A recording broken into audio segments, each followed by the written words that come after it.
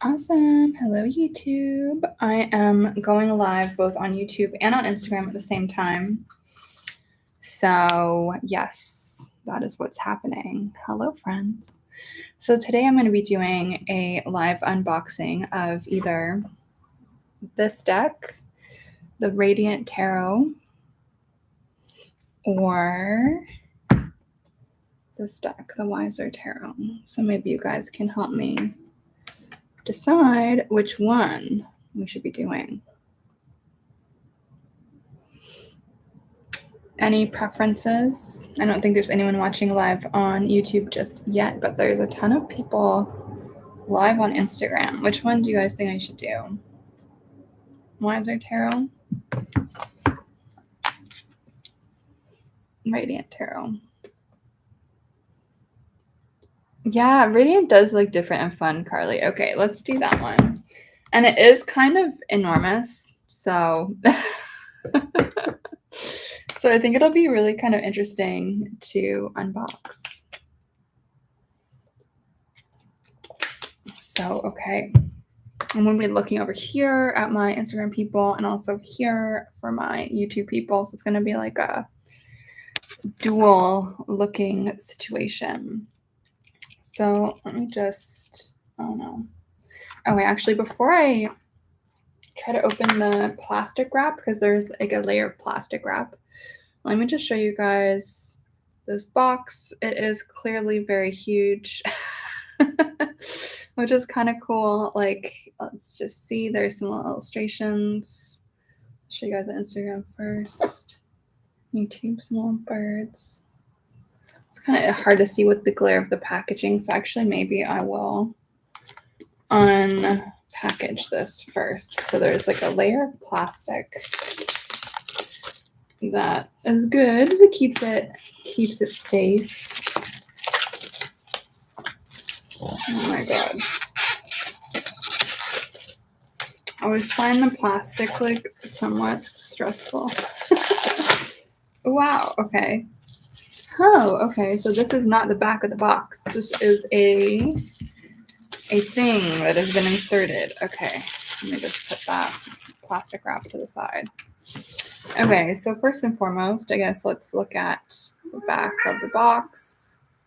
This is what it looks like. And I guess this is like a little preview of all of the cards that are in the deck, so people can get a bit of a sense of the artwork before purchasing it. I'm just showing it to YouTube. Like really different type of artwork there. Interesting. And so I'm glad that that is not the back of it. And it says this retails for $40 US. And so this is the box. It actually has a really nice feeling to it. It feels nice and smooth. And let's see, I'll show you guys. That's the back. It's really nice and pretty. The cats are having a fun time behind me. Really nice and pretty artwork. And there's really nice little accents here. It's a bit easier to see on the screen without the sheen of the plastic wrap. So let me just try to show YouTube Radiant Tarot. I'll show you guys. Pretty beautiful. Bottom. Pretty interesting artwork. And then the other is a little rabbit. So I personally really love when there is a lot of attention and love put into. Oh, there's like a crying child outside. Sorry, guys. I really love when there is a lot of attention and love put into like the experience of opening a box. And I guess we'll see what it's like when it opens. But at the moment, I think this is really beautiful. And I'm just so glad they didn't put this on the back because it's kind of ugly. So hello, we do have a YouTube viewer now. I'm doing this on both Instagram and on YouTube. So I'm going to be going back and forth. But here is this. Okay, and so let me just see if I can understand how it opens. So I think it's going to do like one of these. That child outside is very mad that they do not have their own tarot to open, apparently. So this is how it looks. Really, really beautiful, actually.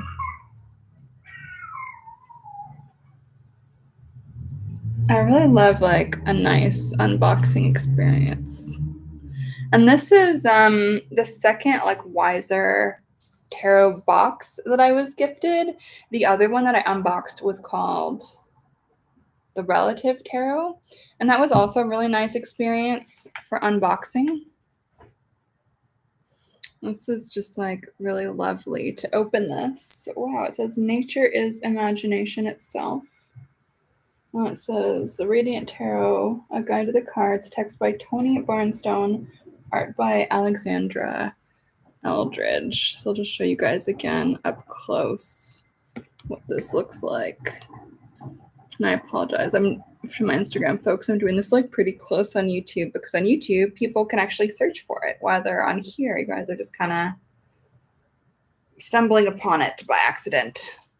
So this is really pretty, actually. Okay, so let's see how this box. Ooh, okay. So the packaging experience is actually pretty much the same as the Relative Tarot. So if any of you guys watched my YouTube unboxing of the Relative Tarot that I think I did sometime last week, you'll notice that it's kind of similar box experience where there is like a little bit of an indent here, which is where the book kind of sits. And then that's where the guidebook kind of slides in really nicely. And then the deck is hidden here once you remove the guidebook. So that's kind of nice. Really beautiful. It's just a nice experience of like the reveal of the book, of the deck. It's just really lovely. So this is the guidebook. Here's the back of the guidebook. Show you guys on Instagram, back of the guidebook. Cat is having a moment behind me. So before I get into the guidebook, okay, and so interesting. So it says the search is for the inherent radiance in all things. It's kind of cool. So I'll show you guys up close so you can kind of see there's little words around each of the side of this. And then there is this little like yellow thing that you can pull. So you don't have to like be scrambling with this, as you guys can see, hopefully, like the yellow thread, the yellow ribbon, it's like helping you remove the deck from the box, which is really nice. And then the first time you open it, oh, that's cute. And then it says the extraordinary in the ordinary. Oh, cute. So if you move the little yellow ribbon, that's what it says. Really beautiful. Oh, hi, Maya Star Lily on YouTube. No problem. You're giving a reading. Okay, well, good luck with your reading. That's so exciting. Nice to see you here again as per the request of doing this one. So I love these like little cute phrases. The extraordinary in the ordinary, which I guess is supposed to be like a little bit of an introduction as to what this deck is supposed to be about. And it's a little bit of an introduction to the vibe, I guess, of what this deck is supposed to be. And I wasn't sure why it was called the Radiant Tarot, but I guess this is kind of supposed to be like a little bit of a introduction, right? The radiant, the inherent radiance in all things, the extraordinary in the ordinary. So like the vibe here is very up my alley. As you guys know, my book Witchbody is all about this. And this is like very front of mind for me because I did a really amazing interview with a very lovely human earlier today where we talked a lot about my book Witchbody. Anyway, I won't get into it, but the interview was so good and it reminded me of a lot of my beliefs about this, like extraordinary in the ordinary, the magic in the mundane, all of this. So that's really nice, actually. I love these kind of like slow reveal experiences as you unbox something. It's just like, it feels really luxurious to me. And it makes it feel like a beautiful object as well, you know, which is really nice. And so as is common with some decks, you'll notice that this is wrapped in a little plastic, just like a little band. You guys can kind of see here on Instagram, plastic band that is kind of keeping everything in place. I will say it's a little bit loose.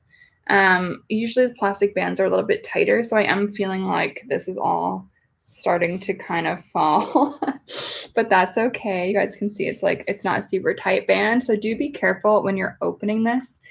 Mine did kind of fly out, so that's just something to keep in mind because you don't want the cards to be flying everywhere. So let me just slide this to the side. So you'll see that the back looks like this. And before we get to the cards, let me just take a look at the guidebook. And after I do look at the guidebook, we will be doing a little walkthrough of the cards so you guys can get a little bit of an idea of what this deck is all about. Let me just take a little peek.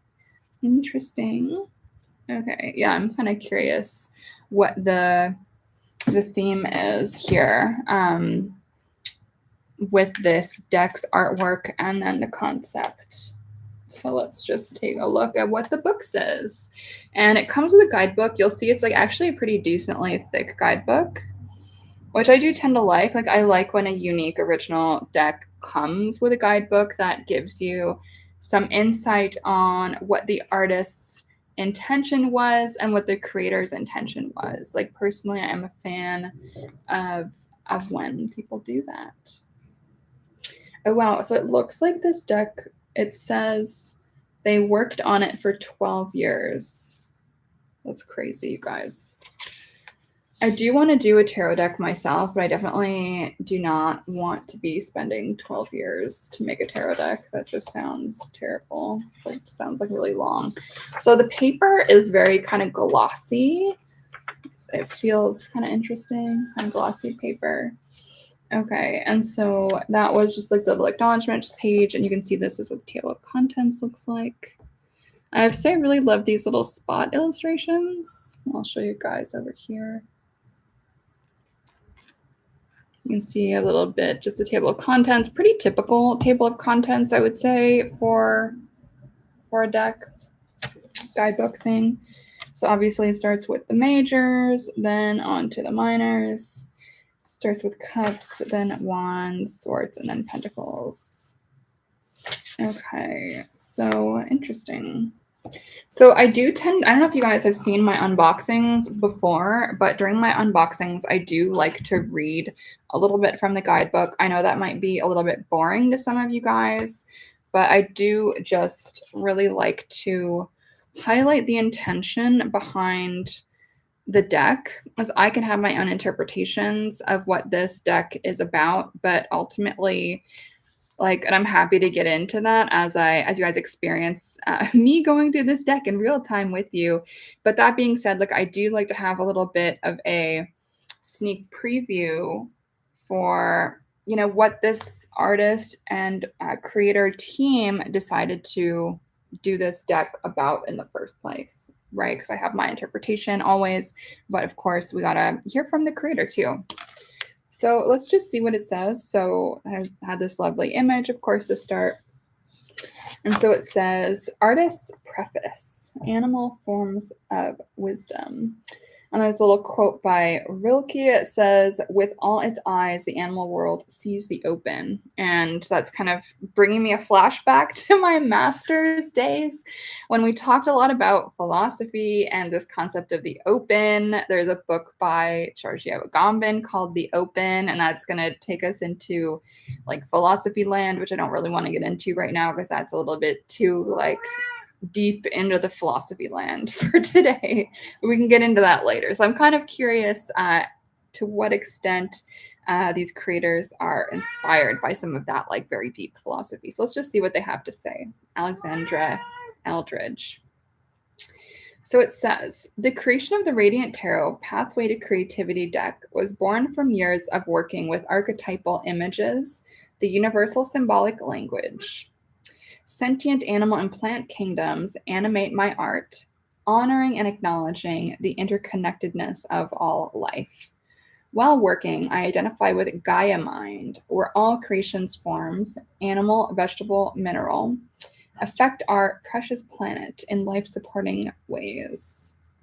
The words of poet Rainer Maria Rilke, the animal world sees the open, invites us to understand his further insistence that one must know animals, one must feel how birds fly, and know the gesture with which small flowers open in the morning.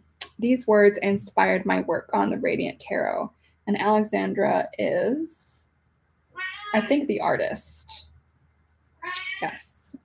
Therefore, the staying, which you guys see here, the image that I guess was chosen to be the kind of first image here. Therefore, the stag in his majesty and innate sense of authority stands for the emperor. A giant rabbit associated with fecundity hovers behind the empress, and in front of her a Venus flytrap hints at her shadow side. Two swans, sacred to Venus, the goddess of love, and famous for mating for life, are the lovers. The chariot features a strong-willed and triumphant lion with his scepter. He makes his way through the world astride a decorated elephant, which I equate with Hindu deity Ganesha, the remover of obstacles and bringer of success. Pictured on the strength card, the lion of the chariot merges with the feminine to represent inner power and resilience. In many spiritual traditions, the sage sits upon a lotus that grows and rises up out of the mud into a glorious flower, a journey to a higher spiritual plane. Growing out of the skulls in the death card is the trumpet-shaped lily announcing life after death and rebirth. Who but the raven, known for his intelligence, could be the Hierophant as the keeper of mystical knowledge? English poet and artist William Blake speaks of animal forms of wisdom. The paintings that have shaped the Radiant Tarot were informed by the prescience of Blake's declaration that nature is imagination itself. So that's kind of cute. So this is the image here to start. It's kind of cute. And that is, I guess, that phrase that was, if I can open the box, this. I guess that's where this comes from. Yeah. Very cool. So that's kind of interesting. So it seems like it's very much about animal symbolism. And so let's just see. So the creator, there's a little bit of writing here from this person as well. And so I'm not going to read the parts about like what is tarot, because that's like, we all kind of know that's what tarot is, I think, generally speaking. Maybe we don't, but I'm just going to assume y'all have some knowledge about that. Like it talks about daily draws, tarot spreads, keywords, blah, blah, blah, blah, blah. Like personally, like that's like not the most important part about all of this to me.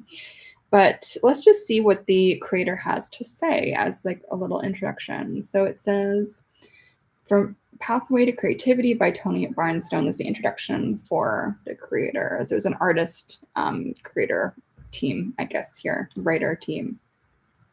So it says, the Radiant Tarot is designed to put you in touch with the inner spark of your genius and imagination. Its blend of wisdom, visual and verbal, rational and magical, is a guide for using the power of creativity to transform your life. It is the fruit of my 12-year collaboration with artist Alexandra Eldridge to create a tarot of practice and embodiment. In her luminous paintings, Alexandra presents the tarot in images that channel our animal selves and connection to the great creative force of nature. She integrates elements from ancient and modern decks with her own iconic imagery, a personal yet universal symbolic language cultivated for many years as a bridge between the conscious and unconscious mind. In writing this handbook, I interpreted the tarot through the lenses of psychology and science of creativity and the world's literary, artistic, and spiritual traditions. For each card, a creative practice is offered that uses meanings that swirl around the card to ignite imagination and to bring its energy into the world. The handbook is designed to help seekers recreate themselves and use creativity as an aid towards that self-transformation, each part of which is inherent in a particular tarot suit. So it says imagining, cups, creating, wands, shaping, swords, manifesting, pentacles. I would agree, like with those allegiances there. And so obviously I'm not going to read this entire guidebook, but for anyone who is watching live, I do think it can be really useful to give a reading of one or two cards. So if anyone does have any requests, maybe your favorite card, maybe your least favorite card, or maybe a card that you find really challenging or difficult to interpret, I'm happy to read that from the guidebook just to give you guys a bit of an idea of the vibe. And so let me just see here. Is there any that I can just show you guys? And there's some ideas for spreads. You guys all know how I feel about spreads, so I won't get into that. But let's just see. Let's flip to somewhere random. So here we go. This is an example here, 4 of Cups. There's some little categories. So the categories, so there's like some little summary, description, meaning, musing. I love that word. And then there is creative practice and an astrological note. So astrology note as well. And so if anyone does have a request for a card as we go through the deck, I'm more than happy to just read that just to give you guys a bit of a taste of what this guidebook has to offer with this deck. And so if anyone is just tuning in now, we are just doing a Radiant Tarot walkthrough and checking out what this whole thing is about. And so what I will be doing is showing you guys all of the cards, a little walkthrough. So let's just see. So first of all, we've got the Fool.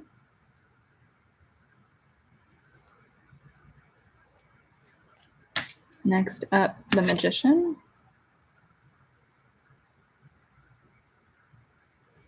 Very interesting. Let's see. Carly is saying, I'm on a trip right now. How about the Chariot? Yeah, absolutely. The 2 cards I would associate with travel are the Chariot and the 6 of Swords. So we can definitely read both from the little book. I'd be curious what the interpretation is. So interestingly, these both are not really animal-y, these first 2, the Fool and the Magician, but we've got the High Priestess as an owl.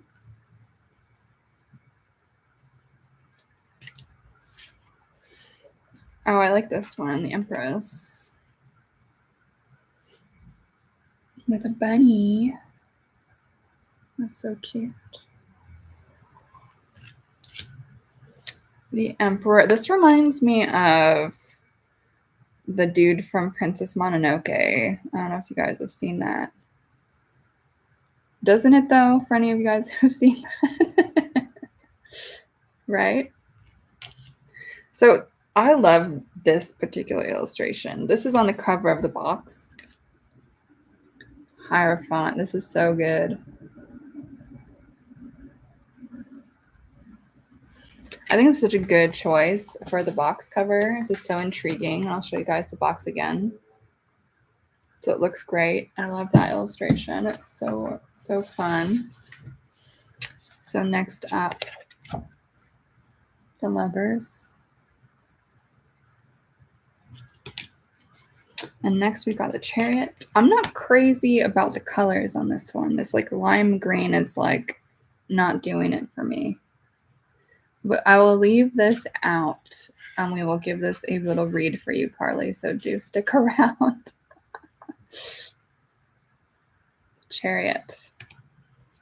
Strength.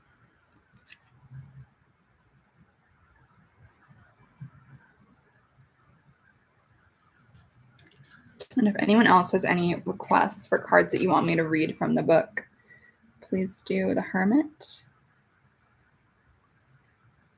That's an interesting one.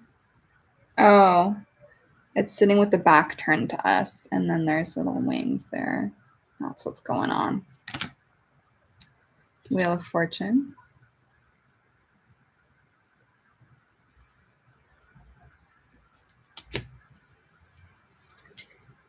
Justice. The Hanged Man. This one looks so dark. I never associate the Hanged Man with like such a bleak vibe. But that's just me. Death.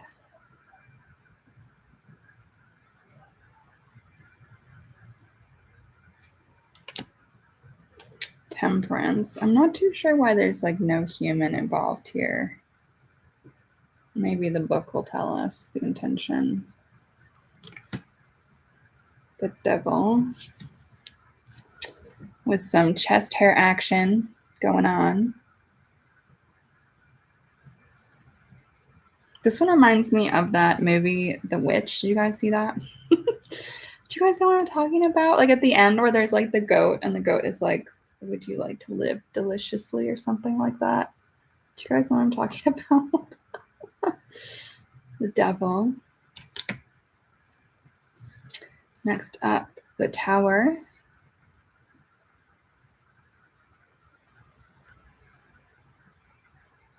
Pretty bleak, but the tower is also pretty bleak. Ooh, I like this a lot. Star. Chilling in a bathtub. I don't know if it's a heron or something. Pretty. I like this one too. The Moon. So you guys know it's one of my favorite cards. Moon.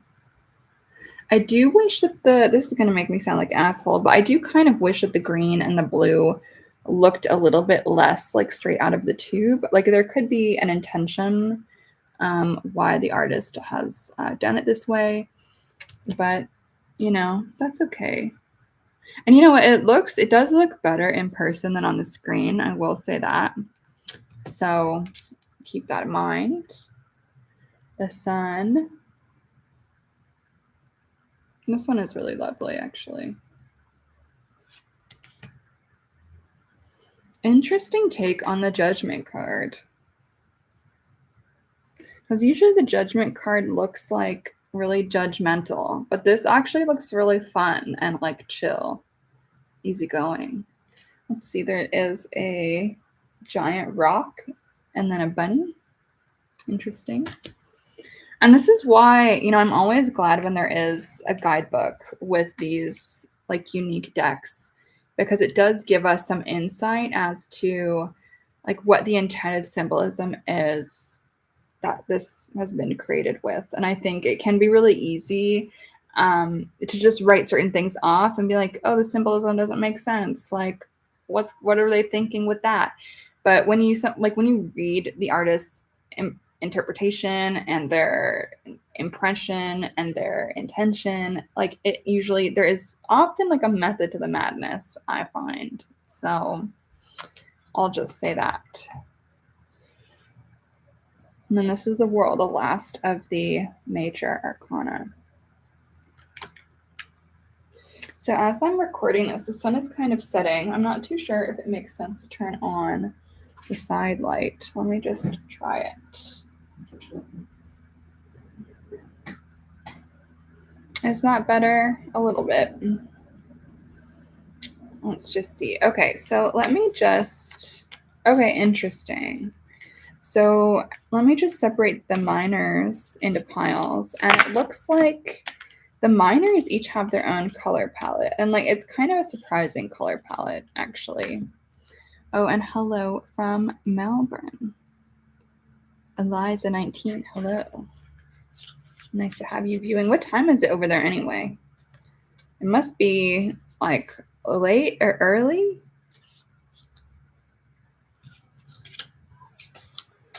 Okay, this is very like interesting color correspondences here. Okay. All right. 10 a.m. Okay, sweet. Well, this is great timing. So you can have your morning coffee and hang out. I love that. That was a really big time zone shift. I know whenever I've had clients in Australia or New Zealand, it's like always so hard to find a good time to book them in. Or whenever I've had students in my courses and I have to like figure out when to schedule that a time when everyone can come, it's always a little bit challenging. So that's so interesting. Cool. Well, thank you for being here, Eliza. All right, friends. So what's really interesting about this deck is they have done like the coloration in a very kind of intriguing way. So obviously Pentacles is green, so this makes sense to me. to associate pentacles with green. Like it's a pretty earthy suit. It's very much money, abundance, plants, growth, stability, that type of thing. So that kind of makes sense. Ace of Swords. So the swords is blue, which is interesting. And let's see, someone on YouTube is asking if you can have a couple cards. I'm not doing a reading right now, my dear. We are just doing an unboxing. Unboxing and walkthrough. But if you do have a card that you would like me to read from the guidebook, I can definitely do that, because then we can all get a chance to see what the guidebook is about. So interestingly, the swords deck is the swords suit is associated with blue. So it's like all of the cards are blue, and just with the pentacles, all of the cards are green. So it's kind of interesting. And yeah, it's an interesting choice. So let's see it. And the wands are yellow, which is interesting. I don't think that would have been my choice, but it's always kind of fascinating to see what other artists and what other creators and other occult people, what their associations are with the colors.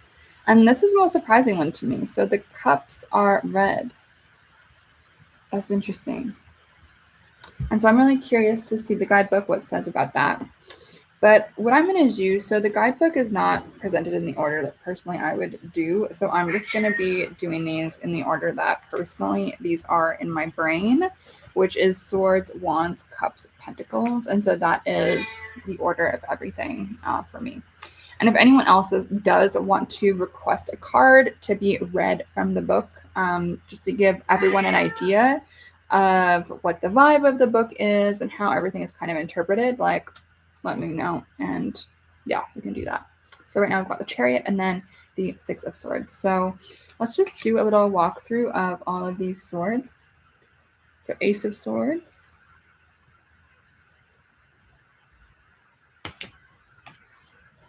Two of Swords. So this is a little bit more of like a Marseille style so far, which I will say is like not my favorite to do Marseille style for the minor arcana. I do like this Three of Swords. You know, what I will say is a lot of decks, even when they have a Marseille style minor arcana, usually the Three of Swords is still cool looking.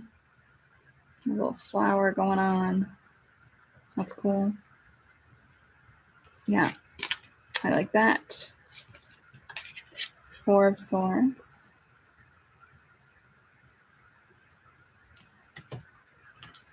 Five of Swords. So now we see the animals kind of returning a little bit.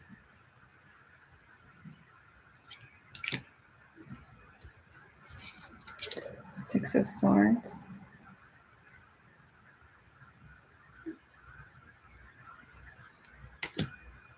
Seven of Swords. Some bird action happening. Makes sense. Birds are often associated with swords because swords tend to be associated with air and east and communication and mental stuff, anything cerebral or intellectual. And so birds and butterflies and winged things tend to be associated with this suit. So that to me makes sense. And then the Ten of Swords. Makes one poor dead bird. So sad. So to me, this makes sense because the Ten of Swords is like such a shitty kind of card. But, and I know this bird is kind of bummed out looking, but I feel like the Nine of Swords is just like so much worse than what I associate this image with.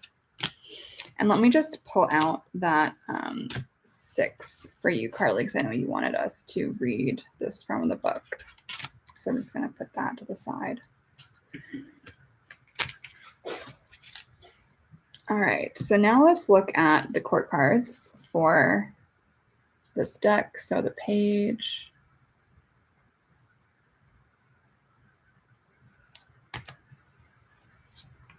Knight of Swords,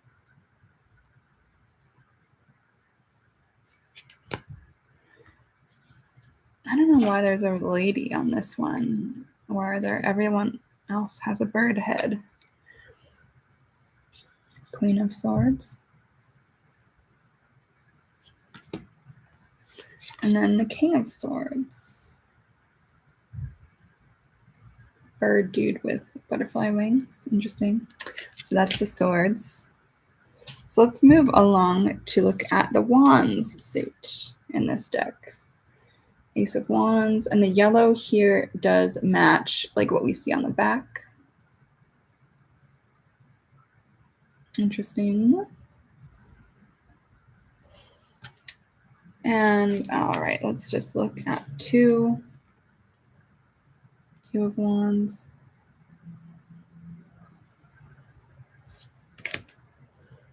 The Three of Wands. And so it is kind of interesting to me that it seems like we've got a pattern where the first four minor arcana don't have anything really that interesting going on. Like, I do like this one, but it's interesting that this deck is about animals, but there's actually not that much animal action happening, at least for the first few minor arcana. And I think this is a problem with a lot of decks, right? Where a lot of the time people will kind of phone in the minor arcana, if not the whole minor arcana, at least the first few minor arcana. You know, like the Ace to 4, which is kind of what we're seeing here. But I don't know, maybe I'm just a bit picky and I'm not in love with a lot of Marseille style decks. There are some exceptions to that. Like, I really do love the Antique Anatomy Tarot. That one is really fun. I don't know where my copy of that is. It's like disappeared somewhere. But that one, I think it does something really interesting with the idea of a Marseille style minor arcana. But for me, something like this is like not as fun to read with. And I know that's going to make me sound like an asshole. Like, I absolutely would be able to read with this. And I understand why this like victory wreath is on the Six of Wands. Like, the Six of Wands is a card that I personally would associate with victory and winning and all of that. So here I do see like that wreath as symbolic of that. It's like, to me, that it makes sense, the symbolism. But aesthetically, it doesn't tickle my bits, if you know what I mean. Like, I'm not like, wow, about it. But I'm sure there's going to be some of you for whom this is like the perfect deck for you, which is part of why I love doing these unboxings, right? Because there's something out there for everybody. And, you know, as an artist, I tend to be a little bit nitpicky about some stuff, but I know that everyone is going to resonate with different styles of art. And I do respect the hustle it takes to put out a tarot deck. I will say that. It's a lot of work. It's the reason why I have not done it yet. So the fact that anyone can finish making a deck, I'm like, props to you. You killed it as far as I'm concerned. Here we've got the 9. I do think it's kind of interesting, this 9. And we've got the 10 of Wands. Interesting, because for me, I find the 10 of Wands kind of an exhausting card. But this is kind of positive, I feel, this image. So I'm curious a little bit about that. So, okay, moving on to the minor arcana court for the Wands. Page of Wands, little lion homie over here. The Knight of Wands. Poking through. I don't really know what's going on. But there's some like little shapes. I don't know what those are supposed to be.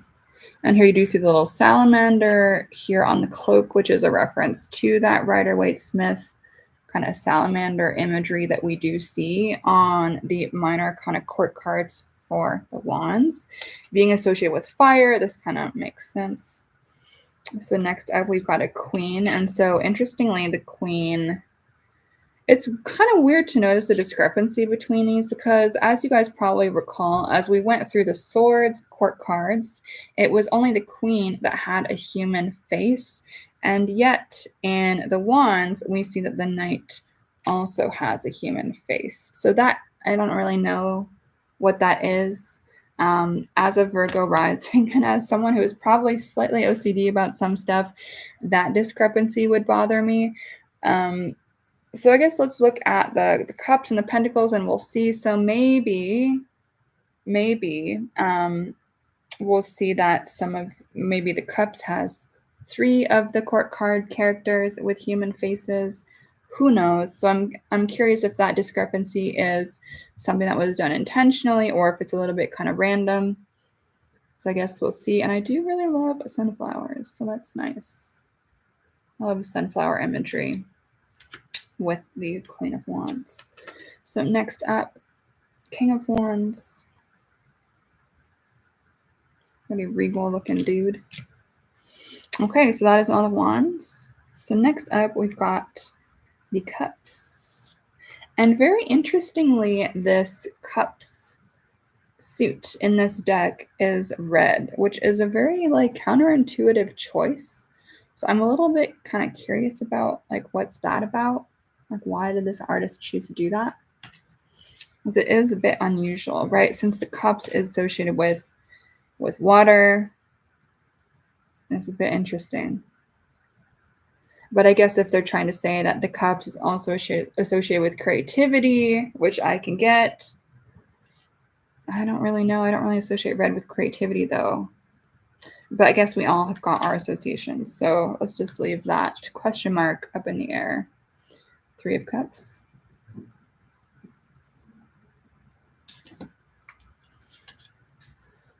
4 of Cups.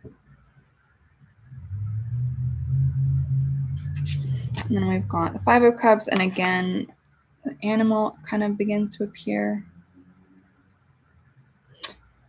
Let's see. Oh, hi, City. Is that a watercolor deck? Honestly, it kind of looks like it. It kind of looks like it if I was going to make a guess. But I'm going to have to look at these under better light because right now the sun is kind of setting and I'm doing my best here. I just felt really inspired to do this live with you guys, so excuse the light not being exactly perfect. But I wanted to show y'all.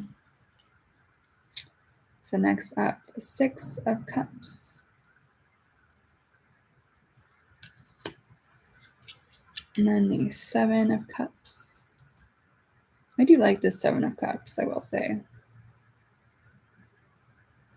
I love the kind of like randomness of like, which is a very 7 of Cups vibe. 8 of Cups, a card that I often call the breakup card. So it makes sense to see this little bird flying away. Whoops. And it's interesting. So I don't know if these are supposed to be doves or something, but yeah, so it's interesting if the 2 of Cups is going to be the relationship card coming together. And then the 8 would be that breakup card. So it is kind of interesting to see like that continuation of this bird imagery. So I'm kind of getting a bit of an idea of what they're trying to do here in terms of what's going on with that. And then we do have this 9 of Cups. Even though I've never really associated, actually, no, that's not true. The 9 of Cups, I could see this vibe. Another very relationship-y kind of card. Partnership. And then the 10 of Cups.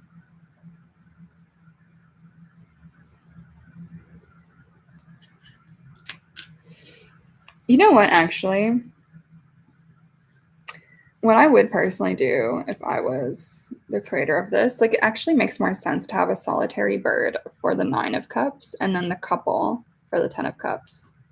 But that is just my opinion, right? Because if I think about it, like the 9 is more about like personal joy, now that I'm kind of picturing it. And then that 10 of Cups we see in the Rider-Waite-Smith, that couple being like very joyful and chill. So I'm kind of curious what the reasoning for that is.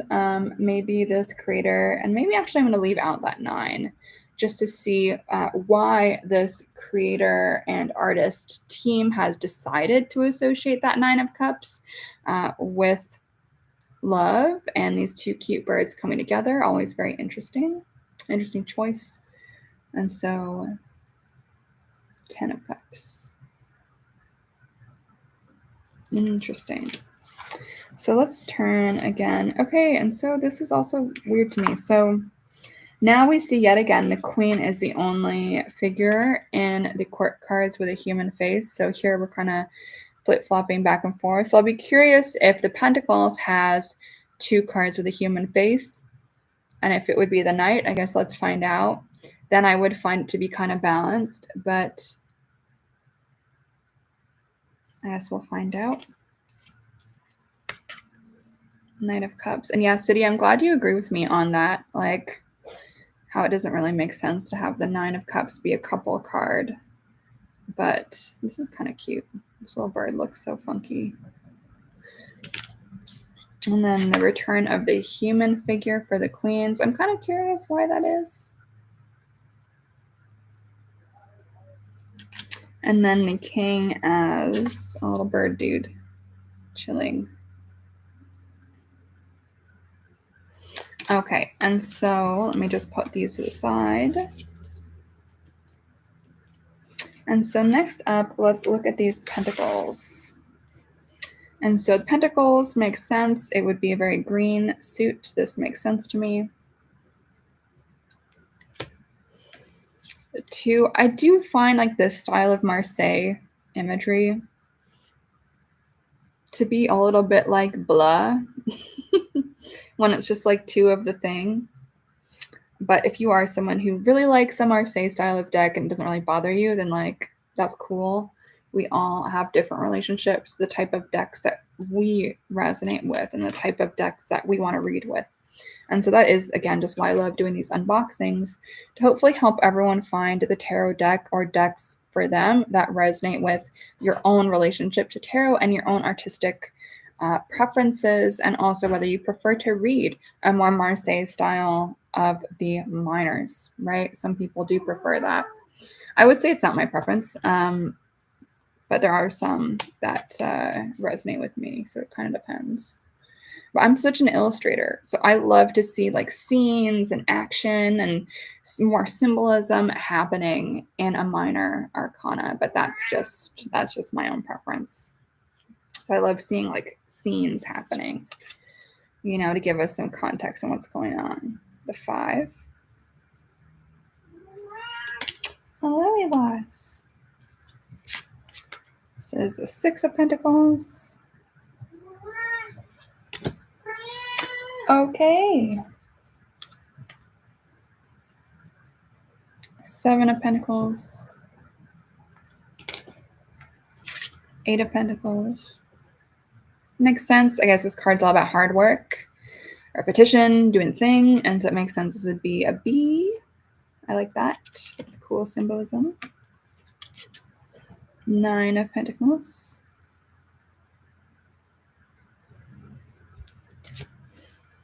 10 of Pentacles.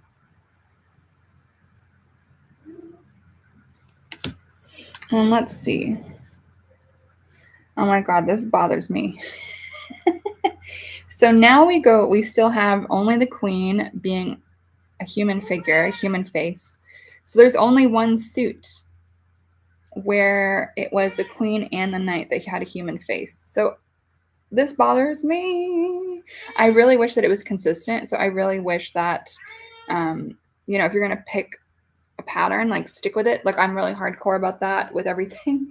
And so it bothers me that there's only one suit that has the Queen and the Knight as humans. I wish that every single suit had either only the Queen as a human or only the Queen as a Knight. Like I like pick one, you know, like it, to me, it throws it off a little bit that there's only one suit that's different. Like I don't really understand why. And maybe the book will tell us, who knows? But I just find that irksome to me as someone who is, I don't know, kind of intense. So here we go. Page of Pentacles. Knight of Pentacles. And then we've got Queen of Pentacles. And then the King of Pentacles. So I do have some requests for cards to read from the book, and I'm curious if anyone else does have any other requests. And Carly, hopefully you are still here to to listen to the Chariot, and then that's Six of Swords. So speak now, everyone, and forever hold your peace. If anyone else has any cards that you want me to read from the guidebook from this deck, just so you can get a little bit of a better idea on what the vibe is. And City, yeah, I agree. That is strange. So you're saying, to me, part of tarot is picking up on patterns. So for them to have that disruption, so to speak, in the patterns, like, what does it mean? Yeah, I agree. It just is a bit odd. Carly, good. I'm glad you're still here. Okay, thank you for bearing with me as I go through all of that. So let's do the Chariot first. And just to remind you guys, this is what the Chariot looks like. And my cat is saying hello. Ooh, Judgment would be cool to know more about as well. Let me just, yeah, because it was so kind of random. Yes. Okay, and this is the Judgment. I'm kind of curious about this. All right, so that's enough. Since y'all didn't request more, we're going to stick it with that. Anyways. Okay, so let's just see. Okay, the Chariot. So let's see what the book says. And so, oh my God, I'm sorry, guys. My cat really wants me to give her some love. So, okay, it says the Chariot, the journey inside. The road will be as open as you are. Don't let the car drive you. Drive the car. And so I don't think I can read this whole thing. It's actually really long. It's like 3 pages. So I'll show you guys. It's this, and then it's also 1 more page. So it's like a lot, actually, which is kind of cool. So let's see what anyways. Okay, so I'm going to pick her up because she will not stop bothering me. Okay, so maybe if she hangs out, she will stop meowing. Hopefully. Okay. Can you chill, please? Okay. So hopefully holding her is enough for her to be relaxed. All right, so there's a little description, which I don't think we really need to read because we have eyeballs. So here's like a little image of the card. And so then it says meaning, and there's a really long little essay here, but the short form, it says ambition, self-integration, quest, triumph. And so I will read a little bit of it just to give you guys a bit of a vibe. So it says the conscious mind is pulled this way and that by the powerful forces of the unconscious. These intense hidden drives can shoot us powerfully down our path or make us a wreck. The outcome depends on how well we master them. To control the Chariot is to control the self, not to repress the unconscious like a beast, but to direct its energies so that it carries us where we want to go. The wild, rampant elephant in this card becomes Ganesh, the remover of obstacles. Thus, as with the lion woman of the Strength card, who has integrated her wild and calm selves, the rider in this card is depicted as leonine, so as a lion, as you guys can see. Interesting.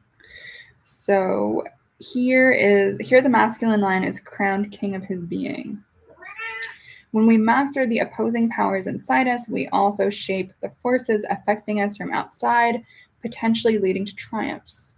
The card is often read to signify youth and the driving ambition toward material wealth, success, and career, as symbolized by the rising sun before the king. The determined and forceful young king holds a scepter of power, and the plants lining his path are like the audience celebrating a monarch's royal procession, as you guys can see. The plants there happening. Let's see. The card suggests we will persevere despite the difficulties of the road if we stay strong. Otherwise, the danger is that the journey might conquer us.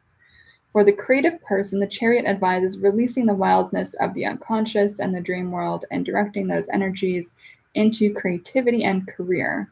It foretells the growth of fame and worldly success. In fact, the word career derives from Latin for chariot. The danger comes when the Chariot drives us, when we're at the mercy of the forces we have released, which can lead to addiction, negativity, envy of others, and self-doubt, or alternately to pride and hubris. There is a difference, after all, between career and life work.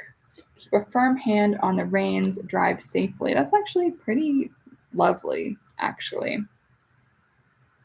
That's pretty cute, you guys. I like it. And so I do kind of vibe with the way this is written. Like for me, I like it because it's not boring. I feel like a lot of tarot books are very boring and just kind of like you've heard it a million times before, right? Whereas this is actually kind of thoughtful. It's a little bit philosophical. It's a little bit psychological. It's a little bit metaphorical. Like there's a lot of interesting things going on with this that I actually really like, and it's pointing out to me symbolism in the card that I didn't really, obviously I haven't spent too long with this deck. I just opened it right now, but to notice the intention behind some of the imagery here is always really nice. So let's just see. So the next section, I will read this because I do want to kind of, I'm not going to do all these cards, but I will read this because I want to give you guys an impression, even myself too, an impression of what is this book about, right? Like in what ways is it showing us the cards in a new way from the vantage point of this artist and writer team? So this section is called Musing. So it says, when we hold fork and knife, they become extensions of our hands. Yet we also become those little machines of cutting and grabbing whose actions are directed by our minds.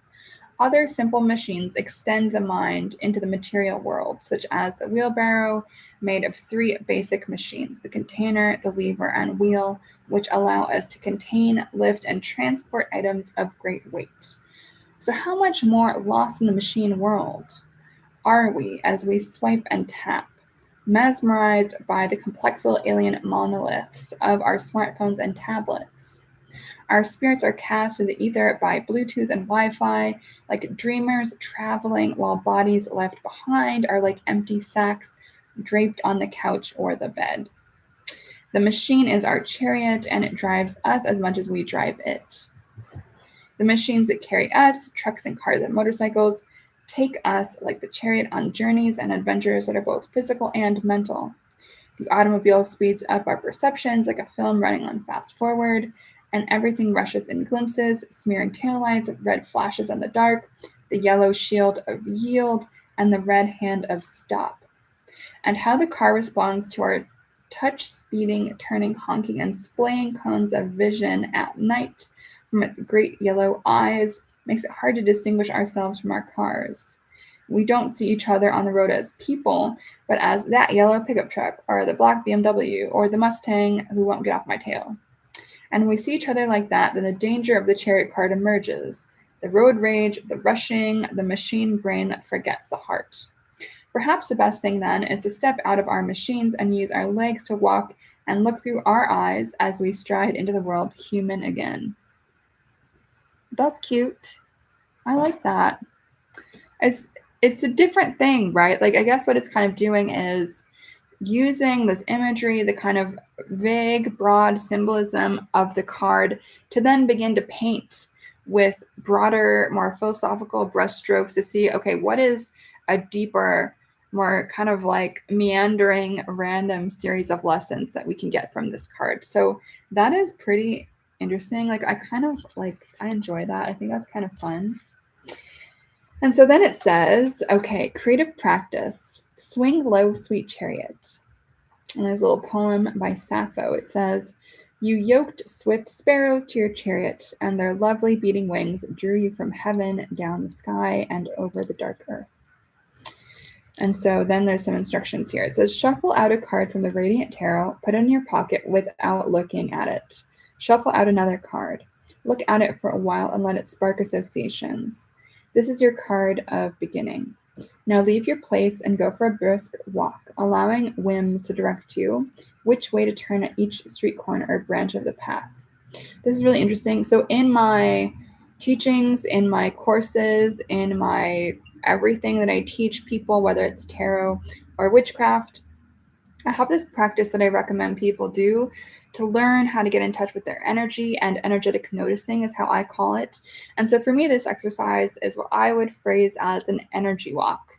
And so I think this exercise is also in my second book curse and cure, which conveniently is right here since I was doing a little interview earlier today.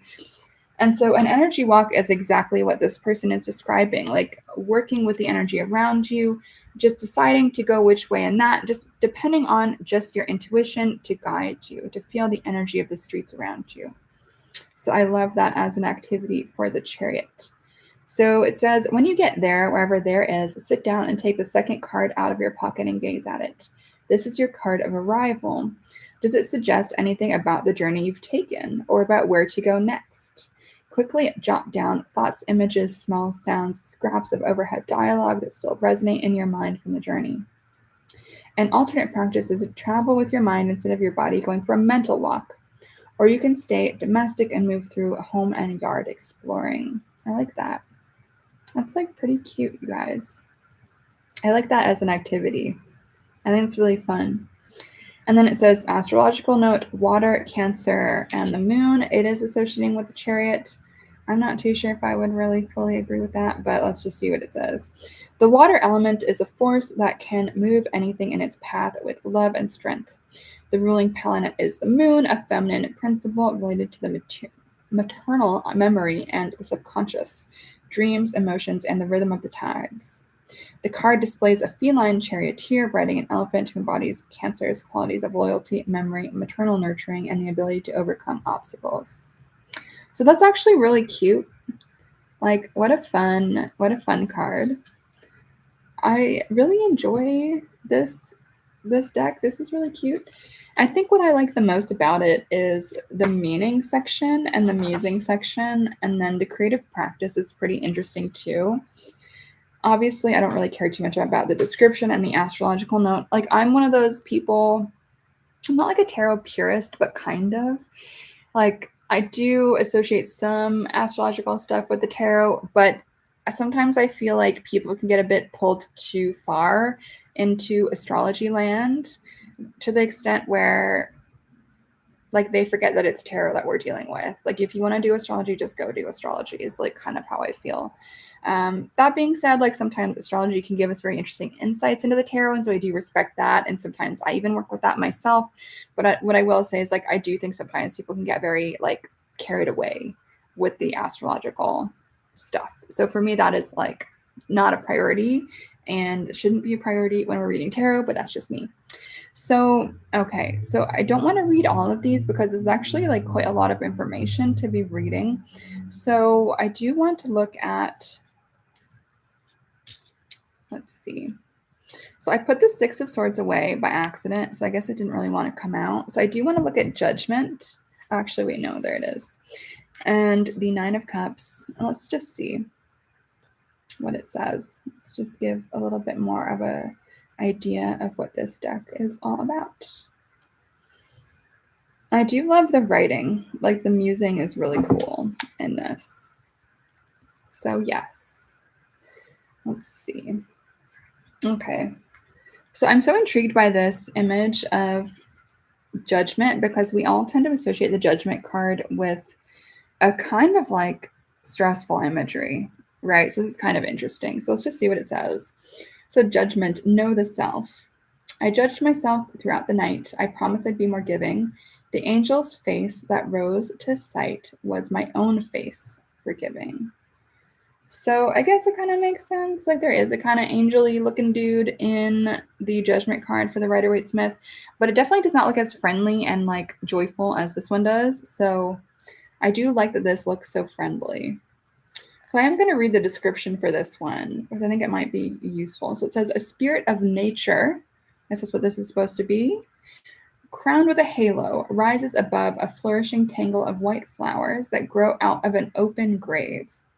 Below her on the green earth are a rabbit of fertility and a great white gravestone rolled aside from the grave. Okay, I definitely would not have known that that's what that was. I thought it was just a rock.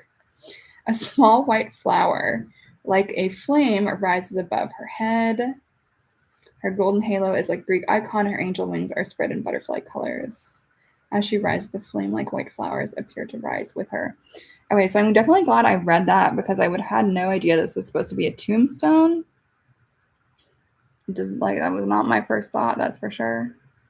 So that's interesting. And this is one of the reasons why I really love when there is a guidebook with a deck, because, like, honestly, I had no idea this was supposed to be a tombstone. Like, I don't know, it just looks like a rock to me. So let's see what it says. So, meaning, discernment, acceptance, epiphany. The Judgment card at first might seem close to Justice and Temperance and the Emperor, as a card about evaluation, balance, and clear and objective understanding. However, the object of judgment in the card is you yourself. The mirror reflects on you, your judgment of yourself in love, career, creative work, health, family relations, and so on should be honest and critical. That is, you should look at yourself with a critical consciousness, setting aside the distorting lenses of self interest, and make a clear eyed decision about what is working and what needs adjustment.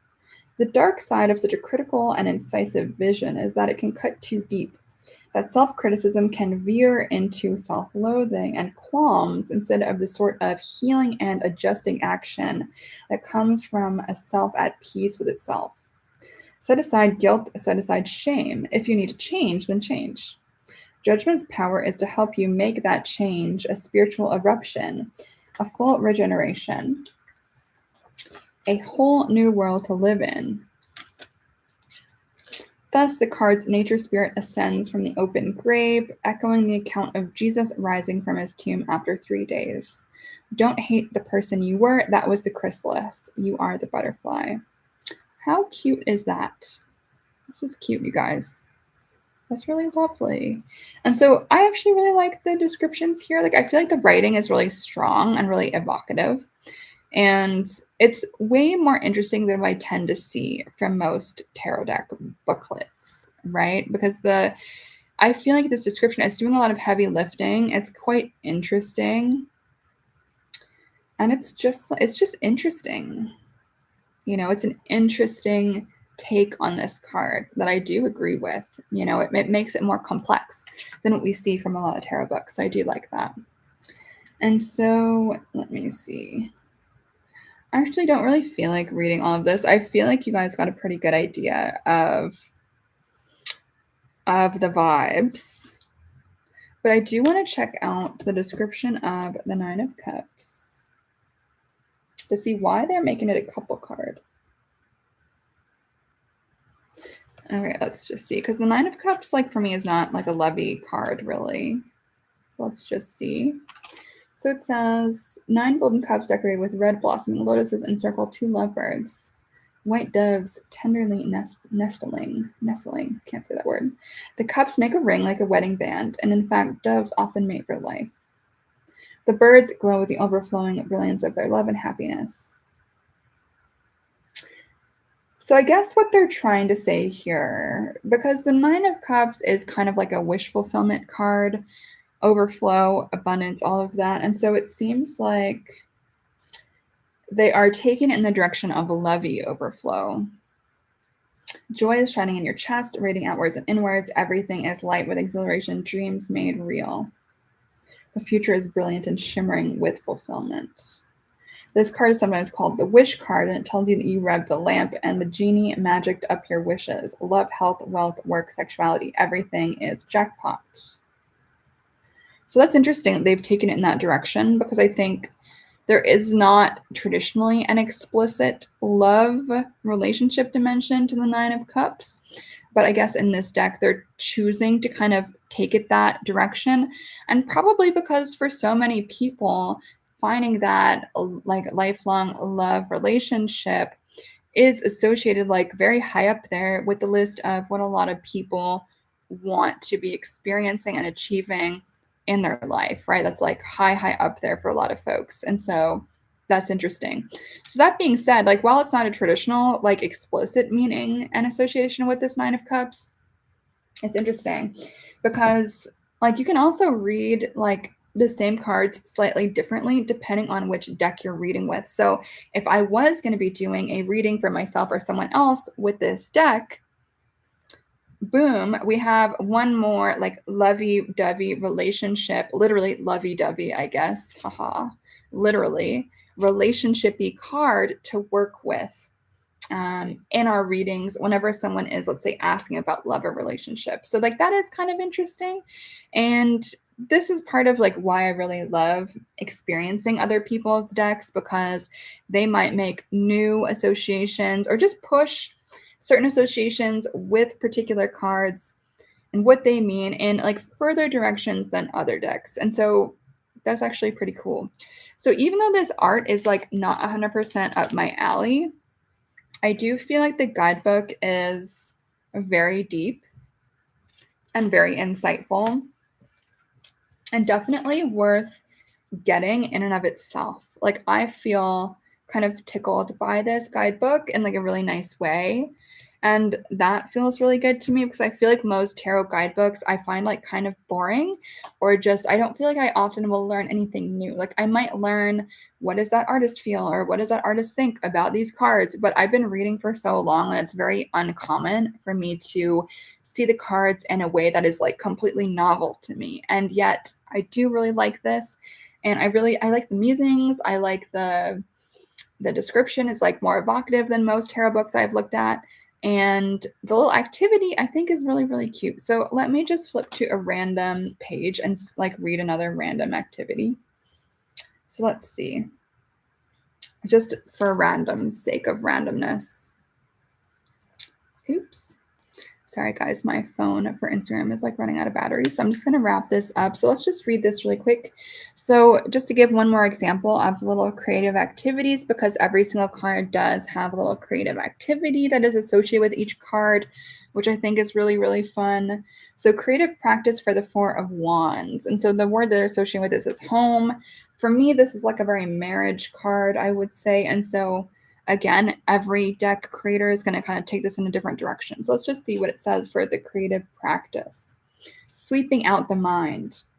First, take a moment to celebrate and recognize yourself. This task can be as simple as finding yourself in a mirror and giving your reflection a smile and a wink, or writing a list of things you've accomplished recently on a piece of paper, then setting it on fire. Makes sense. Wands are associated with fire, so that tracks. Let's see, where was I? Sending the words spiraling out into the air like prayers. Love that. Next, it's time to lay the foundation for the house. Organize your books, clear your desk, and rearrange your furniture to achieve pleasant workspaces and restful areas. Now you can begin home brewing your next project. Interesting. There's a little quote, home is the definition of God, by Emily Dickinson. So you can see some of these are going to be more profound than others in terms of like what the little activities are. But I do feel like this is kind of cool. Like I think I will probably read this book cover to cover. Will I read with this deck very often? Probably not. Like I doubt that it will be a regular one for me in terms of personal readings. But who knows? Maybe it will grow on me. Some decks do.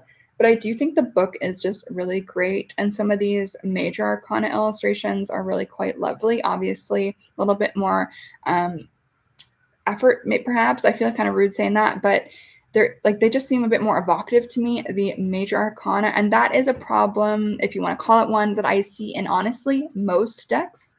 Since the Rider-Waite-Smith, as you guys probably know, was the first deck to do the situational kind of environmental, a scene for the minor arcana. This is a more Marseille style, so I am again just biased to that style of deck where we do see like scenes and stuff happening in those minor arcana cards. And so like to me, like for instance, just having something like this doesn't feel as evocative to me as an illustrator, as someone in the background in making art and painting. And like I love interpreting an idea into a scene or a painting where characters are interacting and stuff is happening. That being said, like there is something kind of like occult about this, like occult with an O. If anyone is like having trouble hearing me, there is something kind of occult and mystical about this, right? Because it's like if you don't know anything about the tarot, then you will not know what the hell this means. And so there is something kind of that I think can be kind of fun and sometimes kind of sexy about the Marseille styles. It's like a little bit obscure. It's like if you know, you know. If you don't know, then it makes literally no sense. Whereas with the decks, including the Rider-Waite-Smith, that do have a fun scene or something more evocative for those minor arcana. Like, I do find that even people who know nothing about the tarot can gain a lot of information about what does that card mean based on just what are they seeing in front of them, right? So that is what I have to say, my friends. Very interesting deck. I'm excited to read this book. It seems like very psychological and very, I don't know, thought-provoking in a fun way. So I like that. I'm just putting the cards in the little box with the little book.